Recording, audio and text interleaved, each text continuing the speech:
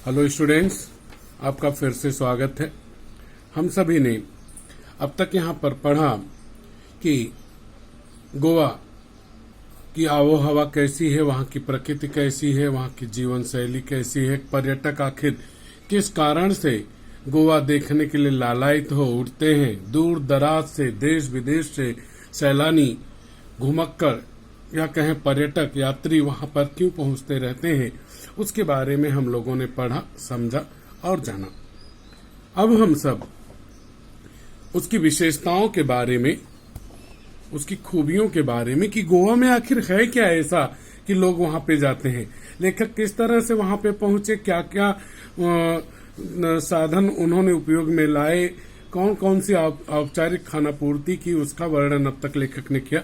साथ में ही लेखक ने यह भी बताया कि उसकी गोवा की राजधानी मडगांव पणजी है और वह मांडवी नदी के किनारे पर स्थित है। गोवा दो भागों में, दक्षिण गोवा जिला, उत्तर गोवा जिला में विभाजित है। साथ में नदी की विशेषताएं, गोवा की विशेषताएं लेखक ने बताई, वहां के मौसम के बारे में बताई। अब हम लोग वहां की खूबसूरती, वहां के सौंदर्य, वहां की सुषमा के बारे में जानेंगे।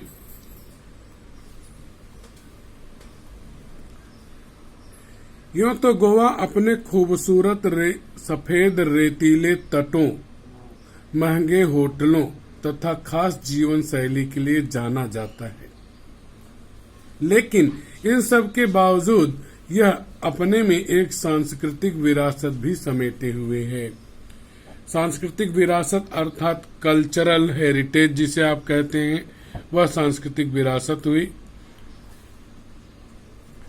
यहाँ पर अगर आप देखें तो यहाँ पर कई सारे आपके जो विशेषण हुए, संज्ञा शब्द हुए।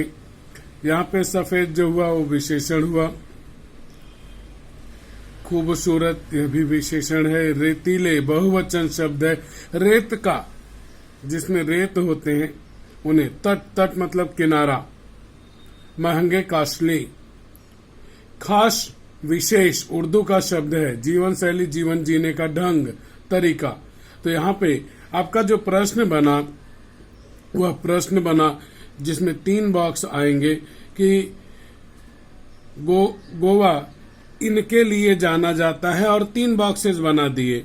तो पहला हुआ खूबसूरत सफेद रेतीले तटों के लिए, अर्थात वहां के जो किनारे हैं समुद्र के वे रेत से भरे हुए हैं और सफेद रंग के हैं, जिसकी खूबसूरती, जिसका सौंदर्य, जिसकी सुंदरता देखते ही बनती है।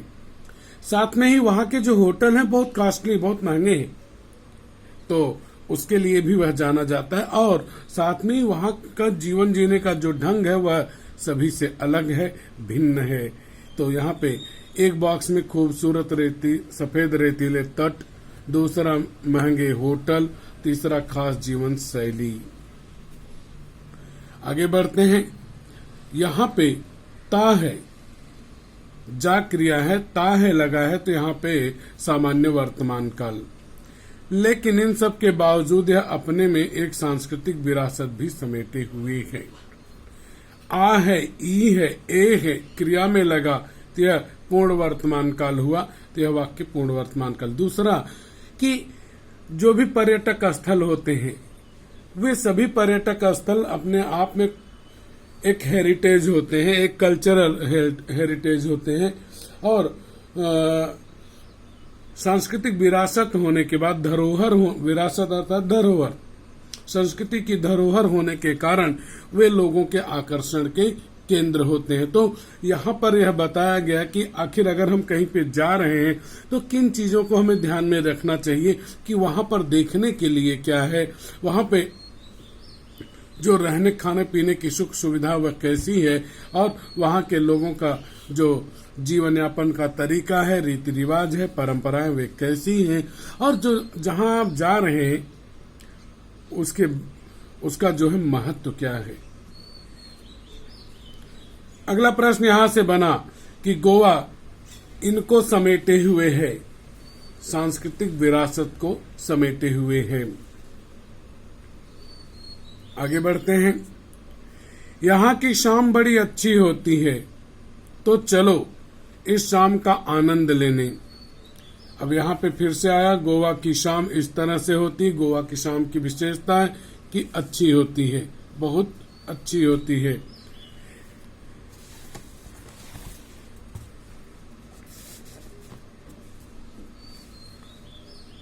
देखते हैं कि लेखक जा कहाँ रहे हैं। तो यहां पे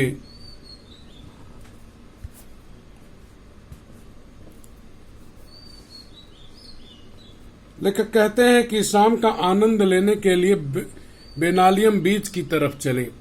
बेनालियम बीच जो कि वहां का प्रसिद्ध एक बीच है, जहां का सौंदर्य, जहां की खूबसूरती जग जाहिर है, जग प्रसिद्ध है। दूर दूर से सैलानी वहां पर आते हैं और उस बीच का आनंद उठाते हैं। लेखक कहते हैं कि शाम का अगर आनंद लेना है तो आपको गोवा के बेनालियम बीच की ओर जाना चाहिए। आप भी चलें, क्योंकि बहुत ही खूबसूरत तथा शांत जगह है बेनालियम। तो यहाँ पे बेनालियम बीच की जो विशेषता हमारे सामने आई वह है कि खूबसूरत और शांत जगह है।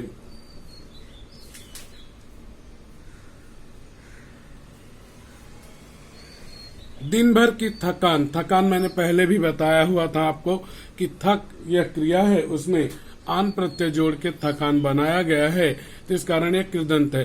तथा उमस अर्थात गर्मी, उमस भरी गर्मी अर्थात एक ऐसी गर्मी जो कि गर्मी के मौसम में नहीं बल्कि वर्षा के मौसम में, वर्षा ऋतु में हमें लगती है। वह गर्मी जो चिपचिपापन पैदा करते हैं उसे उमस कहते हैं। उमस भरी गर्मी के बाद शाम को बीच पर जाना बड़ा अच्छा लग रहा था।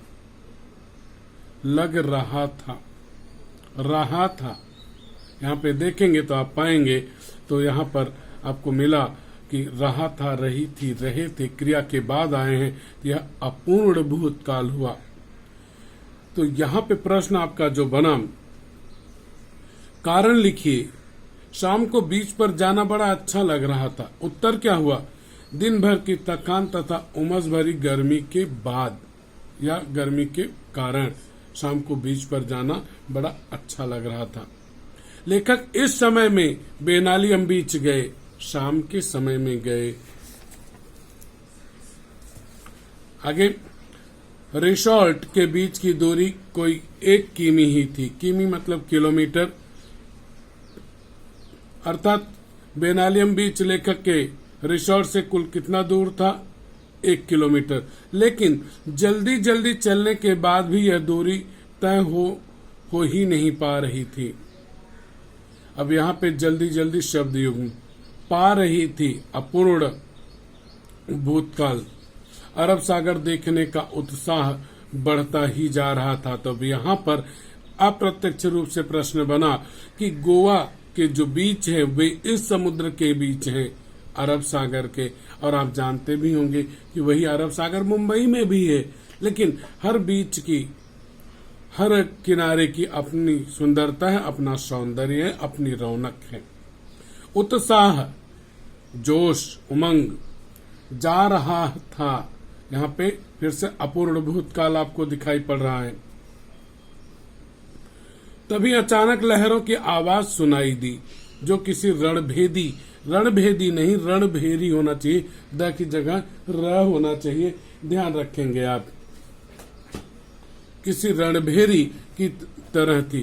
तो यहाँ पे प्रश्न आपका बना कि समुद्र की लहरों की आवाज इसकी तरह थी, रणभेरी की तरह। रणभेरी क्या होती है?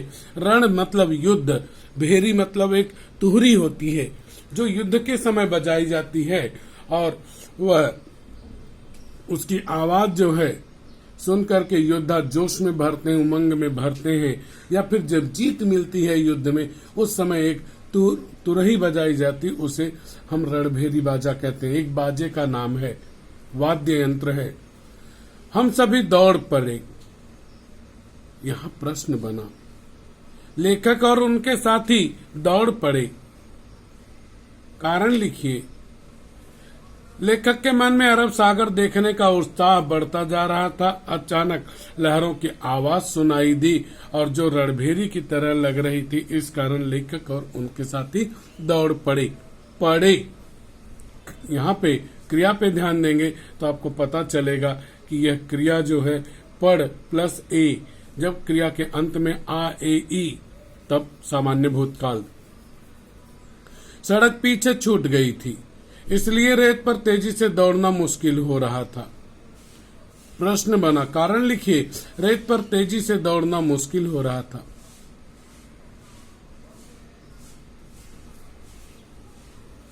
सॉरी, यहां प्रश्न बनना मुश्किल है। वाक्य पूर्ण कीजिए।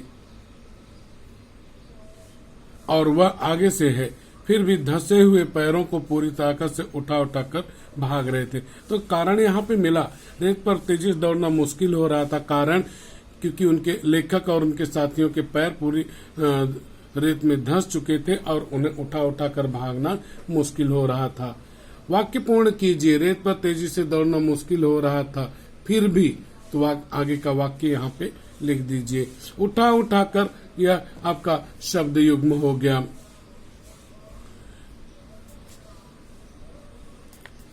खूबसूरत समुंदर, यहाँ पे विशेषण, यहाँ पे संज्ञा। समुंदर, यह जो है यह देशी शब्द हुआ आपका, ध्यान रखेंगे आप। मूल शब्द जो है समुद्र है, मुख्य शब्द जिसे तत्सम हम कहें तद्भव हो गया। खूबसूरत समुंदर देखते ही मैं उससे जाकर लिपट गया। लेखक इससे लिपट गए, खूबसूरत समुंदर से। लिपट जाना अर्थात उसके पानी के भीतर चले जाना। लिपटना मतलब समुद्र से गले थोड़ी लग सकता है कोई भी। तो यहाँ पे गया, अंत में आ की मात्रा आई, यह आपका सामान्य भूतकाल। इधर बच्चे रेत का घर बनाने में जुट गए। बच्चे समुद्र के किनारे पहुंचने पर यह कार्य कर रहे थे, रेत का घर बनाने में लगे हुए थे। गए, एक ही मात्रा लगी।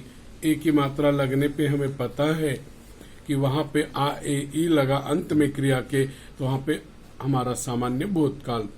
बच्चे यह कार्य कर रहे थे, रेत का घर बना रहे थे।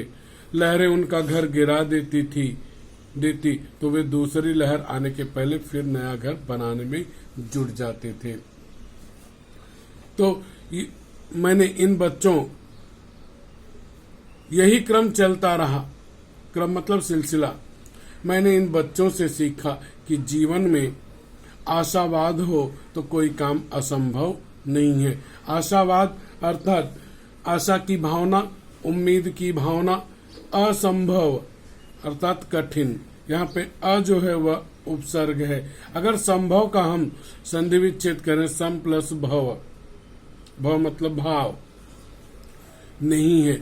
अब यहाँ पे आपका जो प्रश्न बना वह प्रश्न यही बनता है कि लेखक ने बच्चों से यह सीखा कि जीवन में अगर आशावाद हो तो कोई काम असंभव नहीं होता है। कहा भी गया, हिम्मते मर्दा मद्दे खुदा। अगर आपके मन में कोई संकल्प है, अगर आपके अंदर पॉजिटिविटी है, तो नथिंग इज इम्पॉसिबल, असंभव आपके लिए कुछ भी नहीं। ठीक वैसे ही जैसे बच्चे रेत का घर बना रहे थे, लहरें, पानी की लहरें, समुद्र की लहरें आकर के उनके घर को ध्वस्त कर देती, गिरा देती, लेकिन बच्चे हार नहीं मानते थे। और यह क्रिया प्रायः जो भी समुद्र के किनारे गया है एक बार तो जरूर किया होगा कि रेत को लेकर के अपने लिए एक घर बनाया होगा और घर पानी की लहरें आकर मिटा गई होंगी। तो बच्चे जो कार्य कर रहे हैं वह यह बताता है जीवन में इसी तरह से हम प्रयास करते हैं, बार बार असफलताएं मिलती हैं लेकिन हम प्रयास करना नहीं छोड़ते। हमें जीवन में इससे यही शिक्षा मिलती है कि हमें हमेशा प्रयासरत रहना चाहिए, कोशिश करते रहना चाहिए, क्योंकि कोशिश करने वालों की कभी हार नहीं होती है। जिस तरह से वे बच्चे रेत का घर बनाते, लहरें आकर नष्ट कर देती, वे बच्चे हार नहीं मानते, जैसे वे लहरों को वो पराजित करने में लगे थे और फिर से नया घर बना लेते थे। इसी तरह से यह क्रिया चलती रहती थी। इसी तरह से जीवन है। जीवन में बहुत सारी विपरीत परिस्थितियां आएंगी, कठिनाइयां आएंगी, असफलताएं मिलेंगी जो बार बार हमें निराशा के गर्त में लेकर जाएंगी। लेकिन अगर आप आशा का दामन पकड़े हैं तो आप उस निराशा से ऊपर उठ जाएंगे। पिछली कविता हाइकू में भी इस बात को हमने देखा हुआ है। तो वही लेखक कहते हैं जीवन में असफलताएं आती रहती हैं, लेकिन हमें प्रयास जारी रखना चाहिए। अगर प्रयास करेंगे तो ही संभव है। शाम गहराने पर हम किनारे पर बैठ गए। शाम गहराना अर्थात रात्रि होने लगना, अंधेरा छाना। बैठ गए मानो हर लहर कह रही हो कि बनने के बाद मिटना ही नियति है। कितना बड़ा यहाँ पे संदेश लेखक ने दिया है। यही जीवन का सत्य भी है। अब यहाँ पर लेखक लहरों के माध्यम से लेखक द्वारा दिया गया संदेश कि बनने के बाद मिटना ही नियति है। नियत अर्थात भाग्य, किस्मत, यही जीवन का सत्य है। तो दो प्रश्न बने। पहला प्रश्न बना कि लहरों के माध्यम से लेखक द्वारा दिया गया संदेश कि बनने के बाद मिटना ही नियति है। दूसरे बॉक्स में यही जीवन का सत्य भी है। लेकिन अगला प्रश्न बना, जीवन का सत्य है, बनने के बाद मिटना है, यही भाग्य है। यहाँ पे लेखक हमें यह संदेश देते हैं कि इस संसार में हर चीज नाशवान है। हर वस्तु जो है वो नहीं रहेगी, वह नष्ट होगी, वह मिटेगी, वह समाप्त होगी, उसकी जगह नई वस्तु आएगी। आज जो है कल वह नहीं रहेगा, कल जो था वह आज नहीं है। तो इस तरह से लेखक कहते हैं बनना और बिगड़ना, जन्म लेना और मृत्यु होना, यह भाग्य है और यही जीवन का सत्य है। जो जन्मा है वह अवश्य मरेगा। इसी बात का उल्लेख लेखक ने यहाँ पर किया है। लेखक द्वारा दिया गया संदेश यहाँ पे कहीं नहीं दिखेगा वो प्रश्न, लेकिन उत्तर यहाँ से होगा कि बनने के बाद मिटना यही नियति है, यही जीवन का सत्य भी है। तो इस बात को हमें ध्यान में रखना चाहिए कि क्या लेकर आए थे, क्या लेकर जाओगे। खाली हाथ आए थे हम, खाली हाथ जाएंगे। तो यहाँ पर लेखक द्वारा दिया गया संदेश हम लोगों ने देखा। यह वाक्य जो है पूर्ण वर्तमान काल वाक्य है। आगे बढ़ते हैं, अब आनंद लेते हैं हम लोग बेनालियम बीच की। यहाँ एक मजेदार मतलब रोचक, इंटरेस्टिंग, मजेदार दृश्य। अब मजेदार यहाँ पर विशेषण हुआ, दृश्य संज्ञा हुआ। अब दृश्य में अगर हम सब जाएं और यहाँ पर लगाएं कि यार दृश्य में हम लोग इसका विरुद्धार्थी शब्द, इसका समानार्थी शब्द, प्रत्यय लगाकर शब्द या उपसर्ग लगाकर शब्द देखते हैं, तो दृश्य का विरुद्धार्थी जो होगा वह हो जाएगा अदृश्य। इसका समानार्थी शब्द जो होगा दृश्य मतलब नजारा। इसमें अगर हम प्रत्यय जोड़ते हैं तो वह होगा दृश्यावली। दृश्यावली, अवली मतलब होता है समूह। और अगर इसमें हम प्रत्यय उपसर्ग जोड़ते हैं तो परिदृश्य या अदृश्य भी। तो इस तरह से यहाँ पे 2 मार्क का आपका शब्द युग्म हुआ। यहाँ एक मजेदार दृश्य भी देखने को मिला। मजेदार दृश्य कहाँ देखा लेखक ने? बेनालियम बीच पर। बीच मतलब समुद्र का किनारा। लहरों की आवाज के बीच पक्षियों की टी टी टी की आवाज भी आपका ध्यान अपनी ओर आकर्षित, अपनी ओर खींच लेती है। तो यहाँ प्रश्न बना कि बेनालियम बीच पर इसकी आवाज अपनी तरफ ध्यान खींचती है। वह पक्षियों की टीटी की आवाज। पक्षियों की आवाज इसी तरह से होती है। दरअसल मैंने पहले ही बताया था कि दर यहाँ उपसर्ग, असल मतलब हकीकत। तो दरअसल अर्थात हकीकत में, सच्चाई में। दरअसल ये पक्षी लहरों के साथ बहकर आई मछलियों का शिकार करने के लिए किनारे पर ही मंडराते रहते हैं, लेकिन जब तेज हवा के कारण एक ही दिशा में सीधे नहीं उड़ पाते हैं तो सुस्ताने के लिए किनारे पर बैठ जाते हैं। अब यहाँ पर लेखक ने बताया कि आखिर पक्षी वहां पे क्या करते हैं। तो यहाँ पर लेखक पक्षियों के बारे में बता रहे हैं कि वे पक्षी समुद्र के किनारे, समुद्र के ऊपर वहीं पर उड़ते रहते हैं और लहरों के साथ बहकर आई हुई मछलियों को अपना आहार बनाते हैं, अपना शिकार बनाते हैं और उनसे अपना पेट भरा करते हैं। पेट भरा करते हैं और उड़ते उड़ते जब थक जाते हैं, मंडराते मतलब उड़ना, ऊपर ही चक्कर काटना, उड़ते उड़ते एक ही दिशा में उड़ते उड़ते जब थक जाते हैं तो शिकार करने के लिए किनारे पर ही वहीं पर आकर के बैठ जाते हैं, क्योंकि वो थक गए रहते हैं। सुस्ताना मतलब आराम करना। यहाँ बैठे कुत्तों को इसी बात का इंतजार रहता है। फिर से वही लाइफ चेन जो है आपकी, कि ताकतवर कमजोर को खा जाता है, नष्ट कर जाता है। आप जो है साइंस में पढ़ते होंगे, वही चीज है कि सरवाइव वह करेगा जो फिटेस्ट होगा, जो ताकतवर होगा। मछलियां कमजोर हैं, उनको पक्षी खाने के लिए लालायित हैं, उत्साहित हैं, और पक्षियों से ताकतवर कुत्ते हैं। कुत्ते इस इंतजार में हैं कि कब पक्षी जमीन पर किनारे पर आकर बैठें और हम उनको खा जाएं। तो यह तो जीवन का क्रम है, इसी तरह से चलता रहता है। जो ताकतवर है वही जीवित रहता है, जिसकी लाठी उसकी भैंस होती है। सुस्ताने के लिए यहाँ बैठ जाते हैं। यहाँ बैठे कुत्तों को इसी बात का इंतजार रहता है। मौका मिलते ही वे इन पर झपट पड़ते हैं। झपट पड़ना अर्थात टूट पड़ना। लेकिन बेचारे कुत्तों को सफलता कम ही मिल पाती है। पक्षियों का बैठना, कुत्तों का दौड़ना और पक्षियों का टी टी कर उड़ जाना, यह दृश्य सैलानियों का अच्छा मनोरंजन करता है। मनोरंजन आप पढ़े होंगे पहले भी कि इसका अगर संधि विच्छेद करें तो दो पार्ट होता है, मनो प्लस रंजन। तो जब प्लस के पहले आए हुए अक्षर पर ओ की मात्रा होगी तो उसकी जगह हम लिखेंगे विसर्ग। तो यहाँ पर विसर्ग का चिन्ह देकर के दूसरा भाग लिखेंगे, और जब प्लस के पहले विसर्ग चिन्ह होगा तो वहां पे विसर्ग संधि आएगी। तो यहाँ पे विसर्ग संधि हो गई।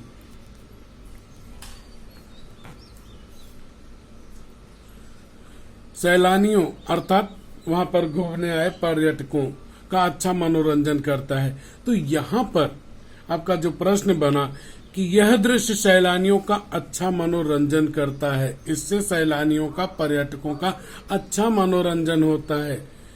पक्षियों का बीच के किनारे बैठना, बीच पर बैठना, कुत्तों का उस पर दौड़ना और पक्षियों का टीटी कर उड़ जाना, यह दृश्य सैलानियों का अच्छा मनोरंजन करता है। ता है तो काल आपको पता चला होगा, सामान्य वर्तमान काल। इधर जैसे ही सूर्य देवता ने विदा ली, वैसे ही चंद्रमा की चांदनी में नहाकर समुद्र का नया ही चेहरा नजर आने लगा। अब लेखक वहां की रात का वर्णन करते हैं कि संध्या काल हो रही है, सूर्यास्त हो रहे हैं, अस्ताचल की तरफ सूर्य बढ़ रहे हैं। जैसे ही सूर्यास्त हुआ वैसे ही चंद्रमा की जो छटा है, उसकी किरणें हैं, चांदनी है, वह समुद्र के चारों तरफ उसकी रेत पर पड़ने लगती है। अब समुद्र श्याह मतलब काला और भयावह दिखने लगता। भयावह अर्थात डरावना। तो यहाँ पर प्रश्न बना कि चंद्रमा की चांदनी का समुद्र पर पड़ने वाला प्रभाव समुद्र श्याह और भयावह दिखने लगा। आ की मात्रा, तो यहाँ पर अब सामान्य भूतकाल। धन्यवाद।